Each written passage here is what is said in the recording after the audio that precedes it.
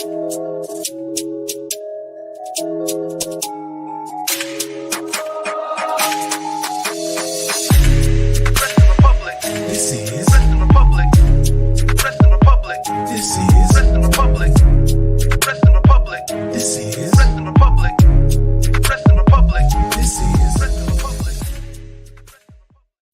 is going on, everybody? We are back once again with another edition of Wrestling Republic's daily broadcast. It is Tuesday, November 14th. We're on our way to Thanksgiving over here in America, and we're also on our way to two sweet pay-per-views, Full Gear and Survivor Series. But today, we're going to get directly into Monday Night Raw and break everything down. So, of course, I'm going to need a stacked crew with me, and we stacked the deck today. If I've ever seen it, I'm telling you, I'm not been this excited for a four-man show in a long time. But up first, let's talk to the dude from the DMV that attended the show last night. Solo, what a legend. My good friend and fellow co-host of NXT Out the Air, Shad. How are you, dude? Yeet. I'm good, bro. I was in attendance yesterday. DC, we was there for Monday Night Raw. I'm hearing mixed reviews on how the crowd did. Just know if you heard bad stuff, it wasn't me. I was on 100 all event. I had a lot of fun, and I'm ready to talk about the show, man. I had to rewatch it also this morning to get a more clear, concise idea of what happened on the show. So I'm ready for it, man. I'm here with my good brothers, man. I'm hyped for this. Absolutely. I could not be more stoked. And with that, let's talk about, it used to be RC Wednesdays. Now we got RC Tuesdays and Wednesdays. We're driving radio controlled cars as often as humanly possible. And it's the host of Take It to the Table, my good friend Chaos. How are you, bro? How'd you like Raw last night? And how are things going? Good. Yes, happy Tuesday, everybody. Yeah, I'm here for RC Tuesdays. It just has to happen, really. Yeah, I'm good. From the offset, Raw was fairly solid. Progressed stories quite solidly, if that's even the word. But yeah, I'm sure we're obviously gonna get through and dissect all the main points of the show. But yeah, I'm happy to be here. Without further ado, let's get straight to it. Absolutely. Let's do. Oh, wait a minute. Actually, if you saw the graphic, you didn't realize we have a surprise fourth on today's show. Here comes a new challenger in Louisville, Kentucky.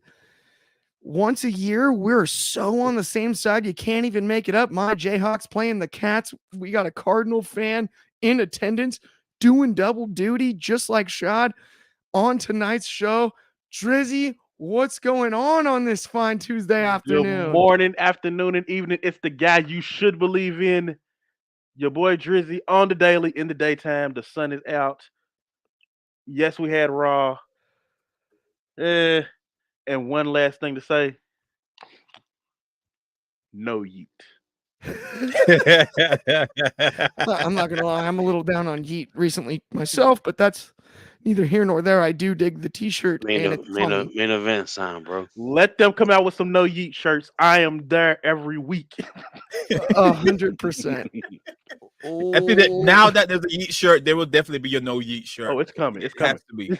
Definitely, it's coming. Without a doubt. that has to be. It says no.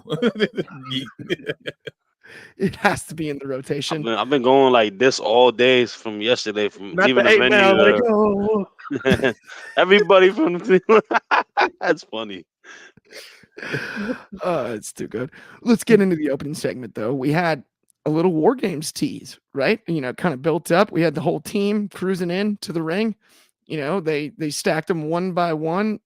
Each entrance got the full love. And I thought it was interesting. Sammy got a huge pop, right? Sammy got a huge pop. And that was my voice the whole time around the whole arena, guys. Exactly.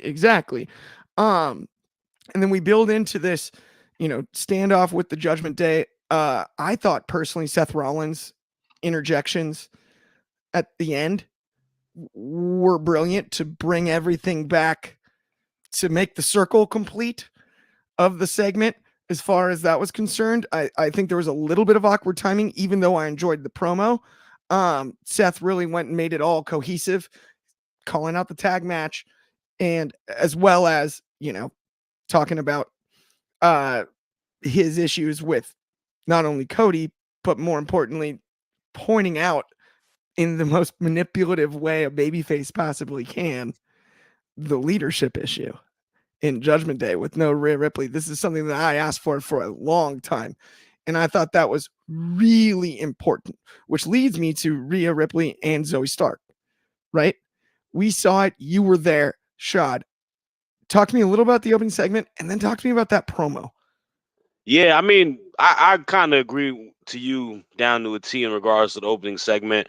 I thought it was a smart idea within the crowd to kind of just give us the, babyface upon babyface upon babyface with their amazing entrances. All four superstars have great entrances.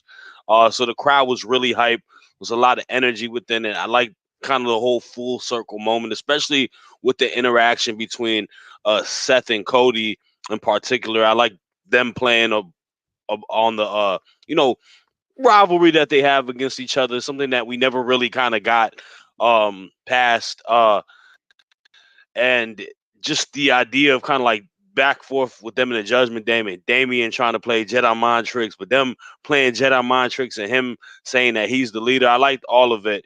So all of it was solid. I think it was a good start to it, a good interaction. Everyone had their high points. To your point with the interaction between Zoe Stark and Rhea Ripley, I watched it on TV earlier today or on my computer, and I watched it also live in attendance. And Zoe Stark's promo game is not her strong suit at all. It's actually very weak, in my opinion. She was not getting a lot of reaction. She was getting what chance from the entire crowd. She seemed very timid. She seemed very nervous. And I feel like it's kind of opposite to what her, ring style is. I think she's a very confident worker, has an amazing moveset, and she has a very, badass look to her with the leather jacket, being super, brolic and whatnot. And she looked very inferior compared to Rhea Ripley. I think Rhea Ripley's aura and presence chewed her up in that promo. Rhea just going there telling her, bigging her up a little bit, but telling her that she's mommy. She can handle the tag team, handle running Judgment Day, handle being a women's champion because she's Rhea Bloody Ripley. Like, that quote was super strong, and I love the whole interaction with her and Pierce too, leading into it. But I mean, it was kind of a little bit of a hit or miss. More so, a lot of it hit with Rhea, but a lot of it missed for Zoe Stark, and it's unfortunate in a way because we kind of can predict that she may lose to Rhea Ripley. I don't think she's gonna get the belt off of Rhea, but you got to take opportunities like that to build yourself up to look like a viable contender.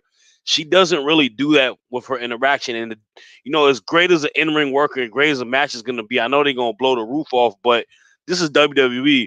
Promo work and how you talk is a lot of what is needed for it. So, yeah, I mean, she kind of dropped the ball, in my opinion.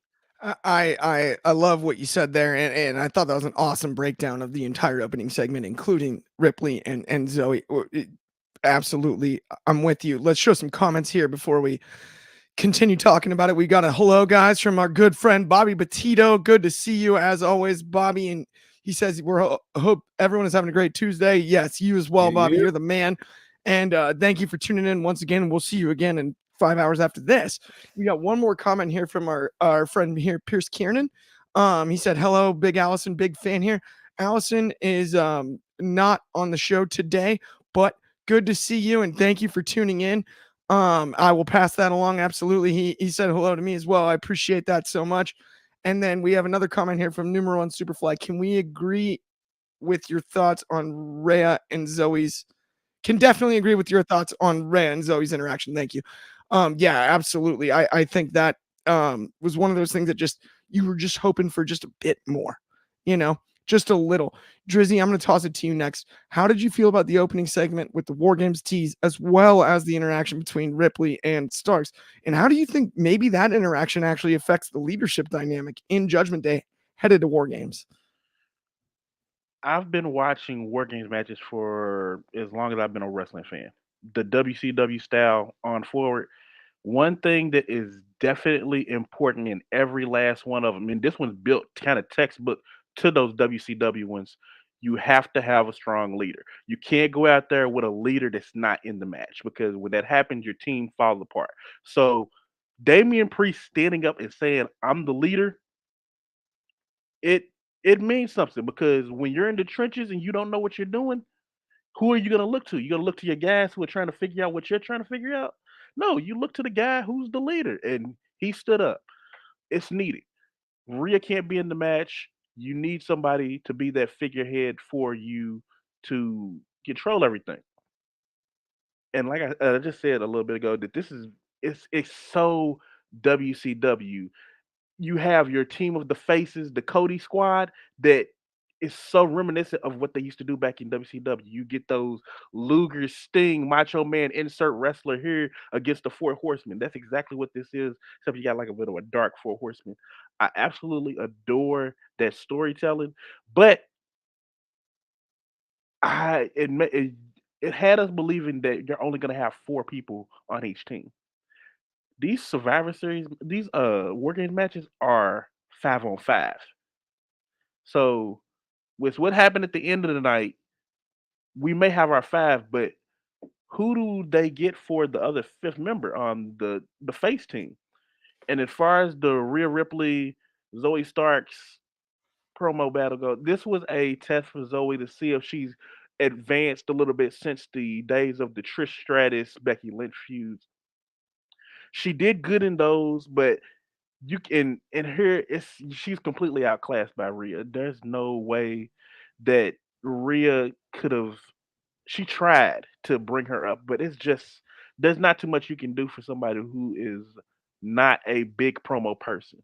If Zoe had a mouthpiece, if like Shayna or something that came to speak for her, it probably would have worked out a little bit better. But Starks is just gonna have to stick to being a solid wrestler and telling her story between the ropes. That's where her strong suit is, and I think we're past the days of trying to force people to be great at promos.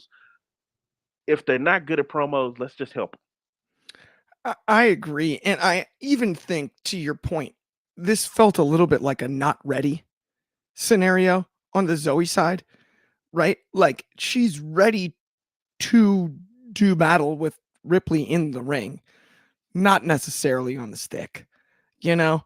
They're just two different animals.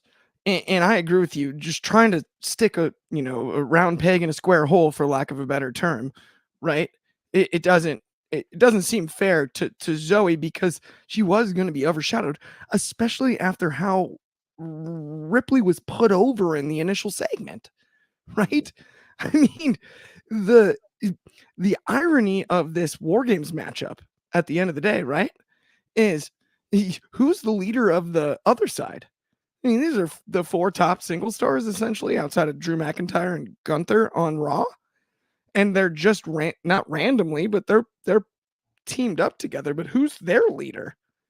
There is none, and that's the irony, right? But just that simple little question, it does that, and in my eyes, it leaks in a way into the Zoe and Ripley thing because you just had the four top stars from the other side essentially all agree that Ripley's the real leader of Judgment Day. Now, positive notes wise, of course, they finally addressed it on TV. It's been the elephant in the room with Judgment Day for like 6 months. So I can't sit here and complain about it because I've been asking for it for so long. Chaos, I want to get your thoughts on this one as well. How did you feel about Ripley and Zoe Stark? And more importantly, do you think it has any effect on the War Games build? If you think that promo has any effect on it, I definitely not. I pretty much agree with the majority of what you guys said regarding the leadership thing that finally they've actually addressed it, or instead of just going Vin Diesel about it, saying it's all a family, it's all family. So because obviously us as fans, we know who the true leader is, or making the moves, but the fact that they actually acknowledge it, and then maybe it internally, like if you want to put it into the story as well regarding Damian Priest. He probably does hear the rumblings online. He could easily implement it in the story to say that, you know, he's been hearing all the rumblings online and saying Rhea, and that probably took him over the edge. And then he just said, screw it, I'm the leader. I'm more interested in what's going to happen in the aftermath with this, because obviously as soon as he mentioned it, everyone pretty much was just like, just all in sync, just turned his way and said, what the hell you just say, bro?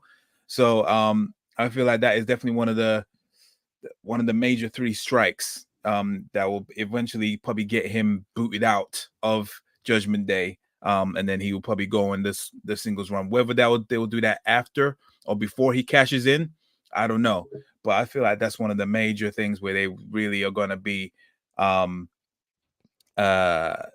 taking into account as to, you know, is this guy really on our side? Is he really, all the times that he's been saying that it's all a family, did he really mean that? Can we trust him? And then obviously, but realistically, obviously we all know that Rhea Ripley is the one that's, you know, she said in a promo, she's the one that does all the she deals with all the backstage politicking, all the major moves with war games, the championships, all that kind of stuff. So yeah, that's what I'm kind of looking forward to see what they're gonna go with that. And regarding the interaction between Starks and Rhea Ripley, I don't know. I don't think it was as bad the way people are making out. The reason I say that is because it was just very generic. She sounded like a default superstar that you create on 2K. That's what she just sounded like.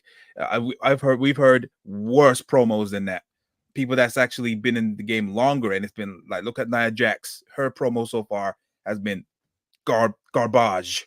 And you know, she's been in the game longer than Zoe Stark in WWE, should I say.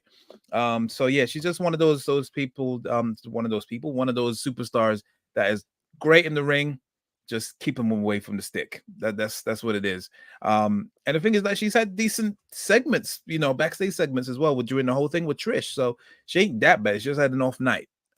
So yeah, I don't think it was that bad. It's definitely one of her finest moments. But yeah, I agree. Rhea Ripley handled it well. You know, she's been coached up to how a WWE superstar is meant to be, and yeah, she killed it. That was almost like a Sami Zayn promo, the way she was building up, and she was just exploded at the end, saying she's Rhea freaking Ripley, all that stuff. So not Rhea freaking Ripley, Rhea Bloody Ripley. But yeah, no, everything was fine. It was solid. I'm just more excited what they're gonna do now that we now know that Damian thinks he's the leader.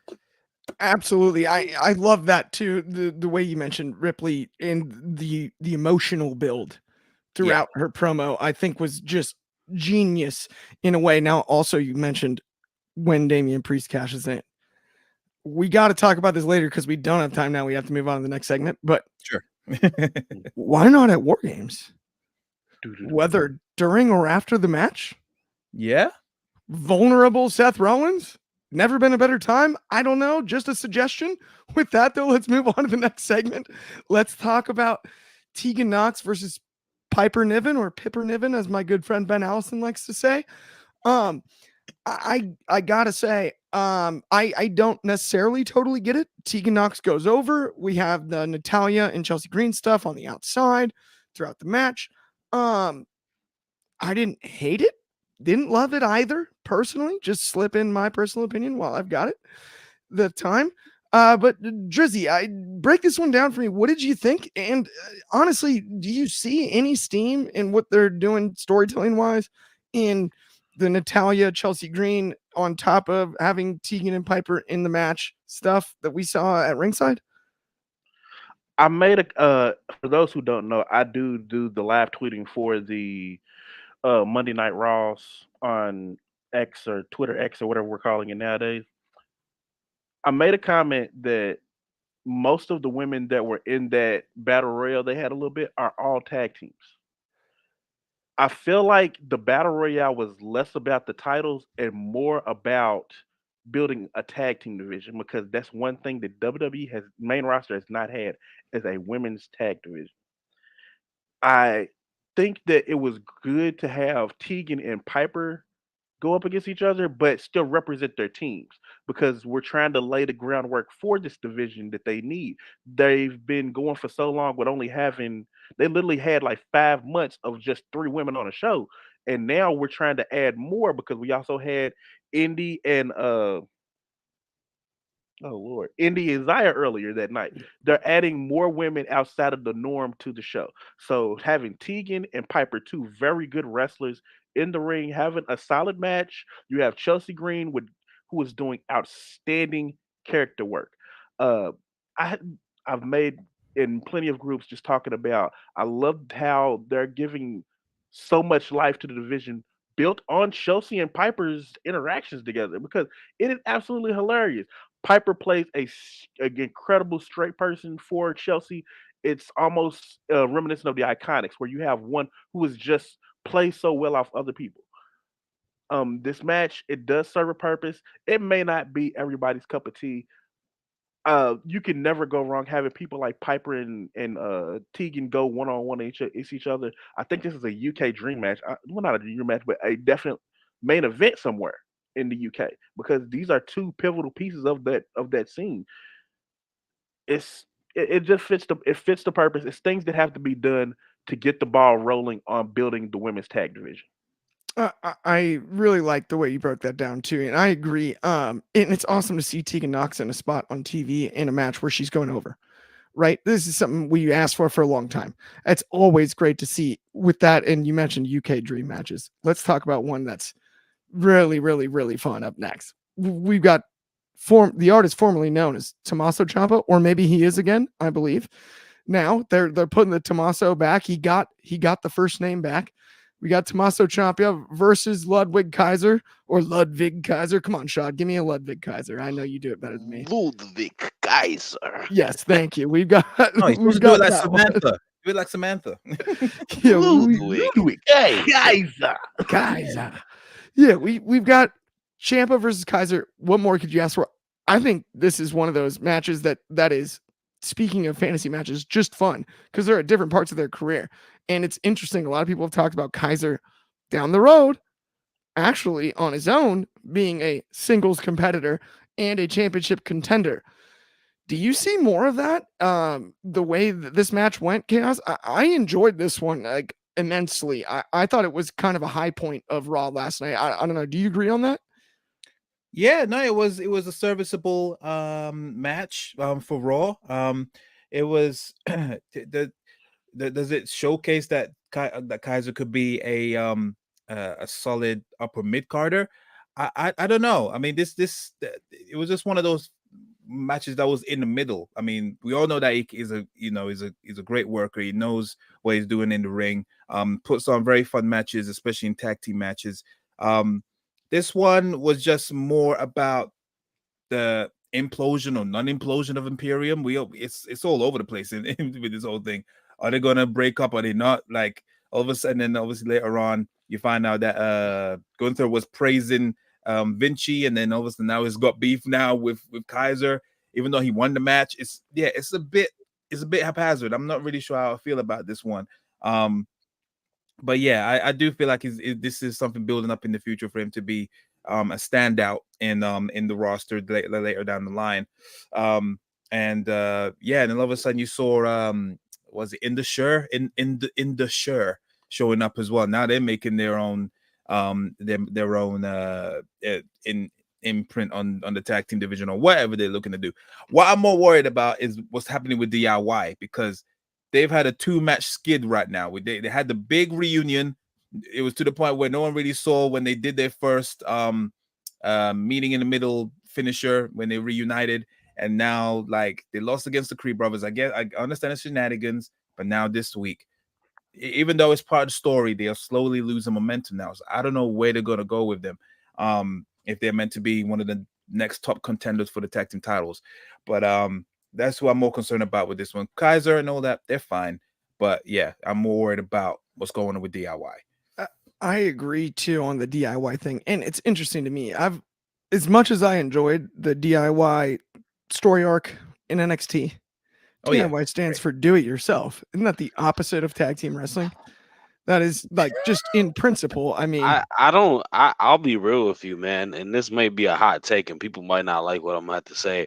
I'd rather Ciampa just be a solo star. I don't really care for them to be the future tag team champs as of yet. I had a thing about. I don't know. It's not hitting because this doesn't look very DIY. It looks very. It's not It looks it doesn't have the same feel as it did in right. NXT at Like all. it doesn't and that's have the what I'm saying. blueprints. It doesn't have the we got to pull ourselves up from the bottom. This is not. It's the opposite of that. Actually, this is like WWE version of we are cutting these guys as a team and put them together for you guys, and they're all clean Yeah. cut. And yeah, it's like I that's always not said that them. they weren't going to be the same once they moved to the main roster. Like obviously NXT was the workers show. This is obviously you got the glitz and the glamour and all that and all the colors and stuff. They ain't going to be the same. So it was going to be very hard to transition their style into the main roster. And it improved. It was improving right. So And to your point, that's why I think I would rather see Ciampa as a solo star because I like the grittiness. I like he's cutting some great promos 100%. a few months ago, before Johnny came back and stuff like that, when he was going for the IC title with Gunther. Like, I think there's something with him to be a definite IC champ within the next year or so. And if that momentum continues, it could build himself up. Who knows, to a WWE world champ? I don't know if that's the case, but I see him working really well as a solo star. My bad. I know we got to get to the next. Yeah, we got to go to the next segment. We got a few comments too. We got gotta love the Raw review today. Josh Markowitz, our good friend. Good to see you, Josh. Piper Tito thought Piper Niven was going to win against Tegan Knox. He also liked the match between Tommaso Ciampa and Ludwig Kaiser. We totally agree, man. And then Numeron Superfly asked us a great question about Indus Share, but we do not unfortunately have time to answer it on today's show, but we'll get to that at some point. Thank you so much for writing in. Let's talk about The Miz and Ivar. Ivar is awesome. Ivar is fun to me, man. That guy is way more talented than I realized. We had these tag teams for a stretch where it felt like you'd look at guys like Otis and Ivar in the same category because they're in the same ratings category on the video game. You look at the big guy on the other side of whatever team it is, and you just, for some reason, maybe discredit them. And to me, both guys have proven their in-ring skill and athleticism in a way that is super impressive. I love seeing Ivar. The Miz is so underrated. The Miz we will not appreciate The Miz until he's gone, in my eyes. I had to get that off my chest before we get into the match. But Shad, break it down for me. Let me know what you thought about it. And what are we doing with The Miz from here? Well, this was my favorite thing last night in attendance match-wise. And I liked everything that they had with the interaction before it. Obviously, they played off of what happened last week with that funky ending, and they're going into this match. And I like the initial backstage, them conversing and whatnot. I think Ivar came with a lot of passion and frustration about that, and he spoke really well in that backstage segment, as well as you throwing in Bronson Reed. Like, I like this little revolving door of competitors that are intertwined within the Intercontinental title because they're all great workers. They're all of similar stature, but also different stature and different personalities and whatnot. Thought the match was wonderful. I told you guys a few weeks ago, I think the first time I was doing one of these Tuesday shows, is that I think you never want to see someone get hurt, but it's in a weird way a blessing in disguise for Ivar as a single superstar, because you're seeing a meteoric rise what he can do as a single star. In ring, bell for bell, phenomenal for a dude his size. But you're starting to see like he's got more of a character. They're taking away the funny stuff that they used to do with the Viking Raiders, and you're seeing more of a seriousness to it. I like that they have Sarah Logan Valhalla as like the manager. I think she adds a cool, unique dimension to it as well. But let's talk about the Miz real quick. This guy is going bell for bell 2 weeks in a row doing his thing, man. And he got so much love in DC last night. People were really cheering crazy for him. And it's funny because there's the correlation between these two superstars, MJF and The Miz. I feel like they're both kind of in the same boat right now where we know him as the, mean, like annoying heels and whatnot. And they got similar, like quick wit, good talkers on the mic. but they also make good baby faces. And I think Miz is starting to make a good baby face, but still being a heel within it. You know, he cheated to win with his legs on the rope yesterday. And I kind of see both of them having similar like story arcs right now where they are going against heel competition and the fans are loving them, and he's kind of becoming a fan favorite again. So I love the match. I thought it was a great segment, and I'm definitely excited for Miz and Gunther. I think it's going to be a good story told within it. I think it'll be a good match at the pay-per-view.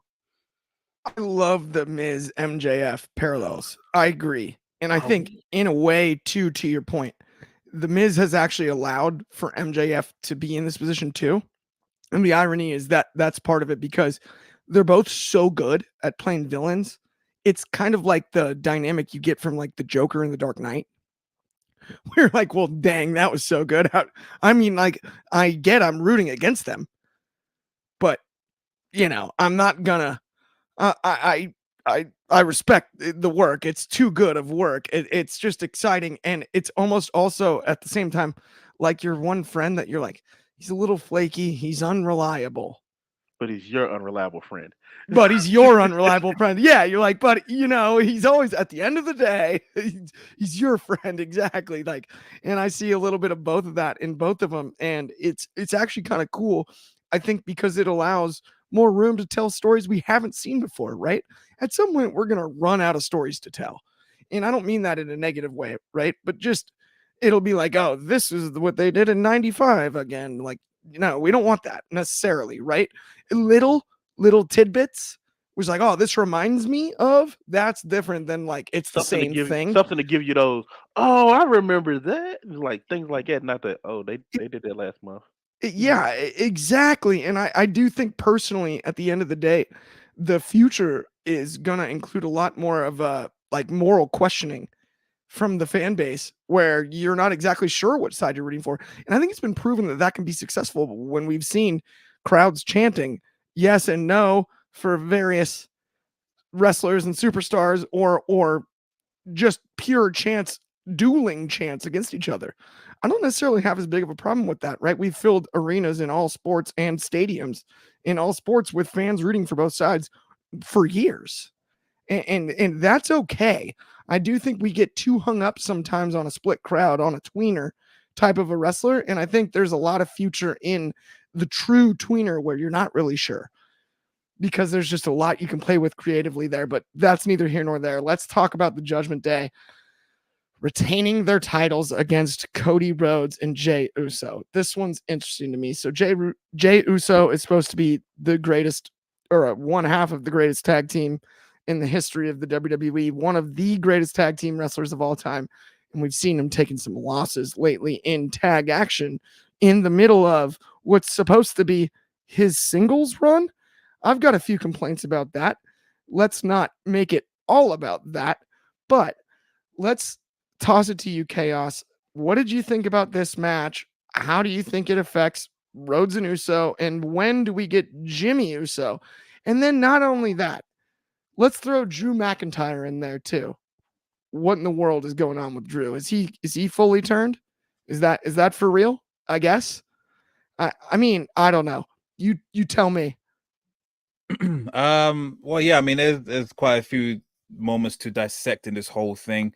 Obviously before that, you saw JD actually be fully knighted to be in Judgment Day, which is obviously a long time coming. Again, that's the seeds planting for, in my opinion, the exit of Damian Priest. Because like obviously it's so fitting of him actually giving it to him, and obviously him trusting JD and whatnot. But yeah, I digress. So obviously that was before the tag team match. The match was fine. It was a solid, very fun TV tag team match. You know, you can't. When's the last time you can say you had any of the Usos had a bad tag team match? They have, they got that chemistry and that science, that tag team science just boiled down, and they could do magic. So yeah, the match was fun. Not close calls. I really thought there might have been a possible switcheroo because they were able to hit their finishers and everything, but there was some false finishes. And then lo and behold, Drew McIntyre actually showed up. I knew something was going to happen because obviously earlier in the night he went to approach Seth and he was all like saying, you know, you've shown me the way, and I just want to say thank you. I want to shake your hand. And then the way the camera panned, it was like he was following Seth as soon as he was walking away. And I just thought he was gonna just clobber him in the back, but they didn't. They teased it, but he didn't do anything. I was like, all right, that's nice. Don't make the obvious move. But then, sure enough, he didn't wait another week. He went and Claymore kicked the Jey Uso's face off, and then made Judgment Day retain. I don't think he's joining the Judgment Day. I can't imagine him being someone that's like full goth and be in the purple room with the Judgment Day. I feel this is just going to be a temporary alliance, and I don't want it to be this be part of the Judgment Day. I want him to be the Scottish psychopath, and this run up shop, and then just do his own thing. Who's going to be the fifth member for War Games? Me personally, I think it's CM Punk. No, I'm joking. I don't think it's going to be Punk. It's not going to be Punk. It's definitely. I don't think it's going to be. I think the only way, because obviously we're in his backyard. In order to cool down expectations, they need to make the announcement sooner, than waiting until the night. And it has to be someone as big, like someone that we haven't seen for a long time. Off the top of my head right now, it has to be someone that also has beef with pretty much all those guys on the other side. So you're talking, Drew McIntyre and the Judgment Day. The only person I think of is obviously possibly Randy Orton if he's well, but I just don't know if it's a wise move to put someone that had such a bad injury into such a destructive match. But who knows? We'll see how it goes. But other than that, it was solid. I enjoyed it. I thought it was I don't know about you guys, but I thought it was a solid Raw. It put more emphasis on the women as well. So yeah, it was fine for me. So that's my opinion, guys. You made two unbelievably outstanding points. The first being about Judgment Day and not wanting to see Drew join. Could not agree more. I think Drew needs to be like a vigilante almost type guy. Like you really got Dijak for that, but you go on. I get that, right? But like like a hired gun, in a sense. Like he's got no affiliation with Judgment Day. He's just there because he's wants to see the world burn. To quote, good old Batman. But it's just one of those things where it's interesting to see Drew more vicious. I think it's going to be helpful in the long run. Right now, it's a little awkward. The other point you made that was awesome was about you cannot have this surprise heading into an arena in Chicago and have people not know who it is. Because of the CM Punk factor, which shows you his weight. That he still does carry. Say what you will, right, wrong, or indifferent, anything about him, that crowd will turn on almost anyone unless it's blow you out of this water big time. Randy Orton would be the only one I could think of that could accomplish that. And then you added in the extra factor of, do we really throw him back in his first match inside of a double ring with cages and weapons? Probably not the smartest decision of all time. We saw Santana, fresh off of an injury in Blood and Guts on the other side in AEW, tear an ACL and a brutal non-contact knee injury. Not necessarily the way to ease your way back into the business. But if we are fantasy booking and it's a video game, Randy Orton makes a ton of sense. Shad, I'm tossing it to you next. What do you think about this whole thing? What did you think about the tag team title match? And what do you think about War Games? Yeah, I mean, it was a solid tag team title match. I thought all four superstars, you put them in position like that, they're going to cook. So, and I do find it intriguing with the whole dynamic with Drew McIntyre. I don't think it is necessarily him joining the faction as well, but more so, a bit of a business deal with Rhea Ripley. And I'm curious to see what it is because I think it makes sense in Drew's position. I think he's kind of at a point where he's fed up with the lack of respect and everything that he's kind of going into. within the last few years. He's alluded to him not having the actual championship in front of a crowd and whatnot. And I think he's just kind of over it. And I think he's just trying to find a different approach and a different way to get through stuff. And I think Rhea is the brainchild of it all. She's shaking hands behind closed doors, making the deals. And I think it's going to end up being in a position where it's going to mess up Damian Priest. And we might see that happen at Survivor Series at the War Games. But I do like Drew lining in with them, being part of Judgment Day. And I just got to say one last thing. My favorite thing about yesterday is they finally gave my man JD McDonough the jacket. He's finally a member. We were so happy when the honorary Oos shirt was given to Sammy. We got to have that same love. I was cheering from the top of my lungs for my boy JD McDonough. Finally got himself a badass Fonzie looking spike jacket, looking like a biker guy. So salute to him. But all in all, I liked it all, man. I love it. And yeah, I'm so glad you enjoyed the show so much too. And you know me, I'm with you on the Sami Zayn thing. I'm a diehard Sami Zayn fan. So it was cool because that pop came through even on the televised broadcast. You could just hear it. You could hear the enthusiasm. And I think Sami, of all performers, totally deserves that. It's well earned. Drizzy, what were your thoughts on this and headed into War Games? What are your feelings? The tag match, we knew it was going to happen. It was just a matter of who was going to do it, whether it was going to be Jimmy, whether it was going to be Drew. Drew probably popped up. I am hoping Drew joins the Judgment Day. We need more leather. If you've actually been paying attention to Drew, he's had a lot of leather lately. Leather kilt, leather jacket, even his tights still with the leather. So he fits the aesthetic now. It's just been a matter of when it was going to happen. The fifth, I do not think it is CM Punk. I do not think it is Randy Orton. I believe they're going to go somewhere with somebody who they have history with that has nothing going on right now. They're going to go over to SmackDown and they're going to grab Kevin Owens for one last shot, one last show. It's going to happen. They're going to grab Kevin Owens. They're going to bring him over because he likes being in War Games matches as surprises, as he's done in the past before. So it all makes sense. He's the only other person on the roster that has issues with the Judgment Day that did not get to actually solve those issues.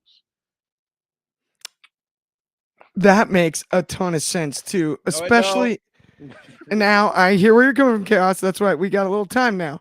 Let's talk about this. I like it. Chaos, I get where you're coming from on that. Feels a little spoon-fed and it feels a little logic-wise, it adds up perfectly. Can we talk about the War Games? With the whole didn't NXT call them up for the Survivor Series, like the war during not the Survivor Series, but during the War Games for him when he went to the main roster, they brought him back. He's all reliable, man. This is his thing. Yep, this is his thing. It is KO gonna do all the crazy stuff. We need him in the match too. I think he'd be great, but I get where Chaos is coming from, where it would just feel like a letdown. Yeah, it would. And you need a memorable moment. This show got sold out within minutes. Yes. Like, you need to have something memorable. Like, okay, I can give you something. Punk, you need something memorable. I've got a larger fear, though, by the way, guys, than Kevin. Sorry, not to cut you off there, Drizzy, but what if it's John Cena? Please don't. No. Please don't. Wait, you talk about worried about Randy Orton. No, Orton would be great. I'm worried about Orton's safety, not about the pop. You want to hear a crowd turn. You want to hear a crowd turn. Oh, I would lose my mind. I'm like, Kevin Owens is definitely better than that choice. I got one for you. Let's just say we get to the week before and Drew, and it is in fact 4-on-4. Who's let's just say somebody gets taken out. Mm-hmm. Who's to say they finally decide, you know what, Drew? Not Drew. Damian, we're sick of your stuff. We're putting you out of Judgment Day. Oh, and he swapped. And then, while Team Cody is down their person, here comes Drew. I mean, not Drew. Here comes Damian as their ringer. I don't mind that in the least. The swap. I'm reaching, but I Yeah, don't know that they agree. have the time is the only issue. I feel like they would have had to have executed that last night. That's the only thing in my head that makes it like not. I feel like we're just too close to the event, Yeah, you know? because we just got till Monday. Yeah, we're right there. We only have one shot at this. And Mhm. so I do think that we've named the candidates, by the way, if it is going to be 5, which Ben was adamant about days ago. I'm not sure that it's still the same. I think it does feel like it is going to end up being 4-on-4. But if it does end up being 5, I think we've named the candidates in Kevin Owens, Cena, Orton, right? Yep. And but with that, let's call that a day. Thank you everyone for tuning in. Thank you everyone.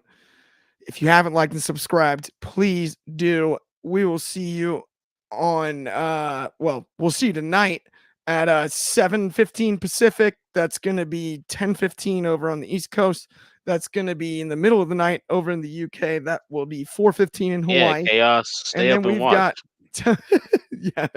And then we've got tomorrow we'll be on again at noon Pacific, 8 p.m. in the UK, and 9 a.m. Hawaiian. That's 3 Eastern and 2 Central.